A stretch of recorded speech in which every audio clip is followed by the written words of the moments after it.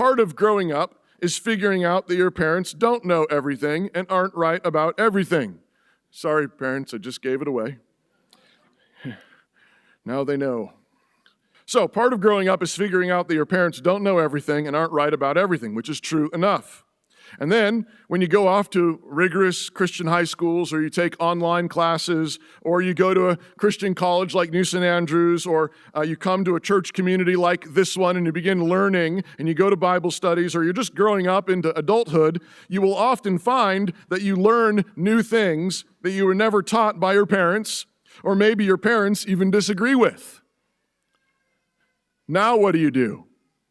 So you start taking classes, you're in a Bible study, you start coming to church here, you're going to New St. Andrews, or you're learning a bunch of stuff, and all of a sudden you think, my dad never taught that, my mom never taught me that, my home church never taught me that.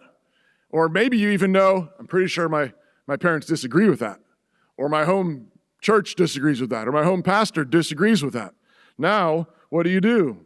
I'm thinking of things like, maybe you come here and you learn about what it means to be Reformed. You learn about Calvinism or the sovereignty of God, and you think, oh, this is amazing, this is great, but my parents they don't know about this, or my home church doesn't agree with this. Or maybe it's related to baptism or eschatology or how we worship.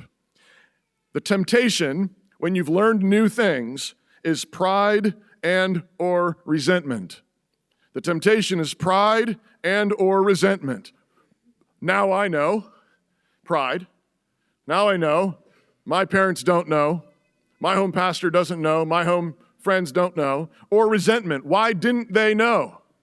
Why didn't they teach me this? What's wrong with them? Okay, pride, resentment. But stop for a second. If you just learned about this year, if you just learned about it this year, and you really have grown in wisdom, part of what you also need to learn is humility. So when did you learn this? About 6 months ago. Okay. Time out. How long have you been around on this planet? Oh, about 17 years, 19 years, 22 years. Okay. And you just learned it.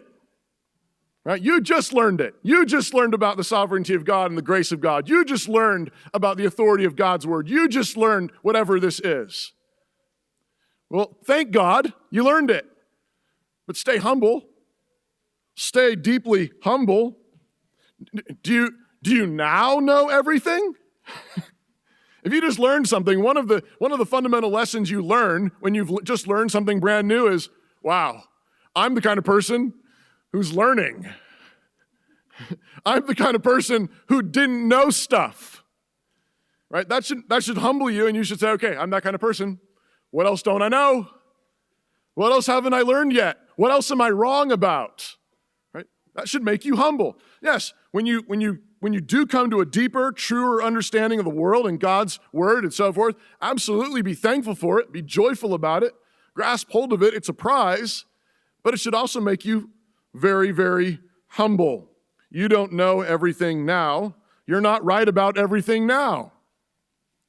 Also, remember, there's nothing quite so rhetorically ineffective as a know-it-all sophomore. And that applies to college and high school, right? It's just not rhetorically effective, right? A puffed up student. Humility is far more persuasive than haughtiness. Humility is far more persuasive. Do you want to persuade? Do you want to win some people? Are you thinking, I've learned some things. I want to share this with them. Well, step one, be humble. Step one, be humble. Now, some of the stuff you learned might really be worth sharing. Your mom or your dad might even ask you, what'd you learn this year? What's the most interesting thing you learned this year? And you're thinking, I know they're not going to be sure about this. That's fine. Now, it might be worth sharing, but you should share it like some fantastic new food or game you've discovered. You think about the things that you discover. Some restaurant that's amazing. Mom, Dad, you'll never believe this. Now, you say, and I'm supposed to do that with Calvinism? I'm supposed to do that about infant baptism? Yeah, sort of. Right? This is what I learned. This is what I learned. Now, when you've got that kind of joy about it, my point is they might not be into it. They might not be into it, just like they might not be into some new food you discovered.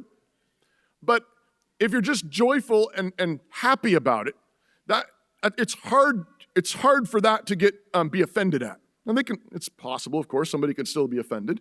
But if it's just joy and thankfulness, that's winsome. Now, if your folks aren't into it, be gracious and patient, not surly, not cranky, not fussy. If they're like, no, we're not into that, it's fine, right?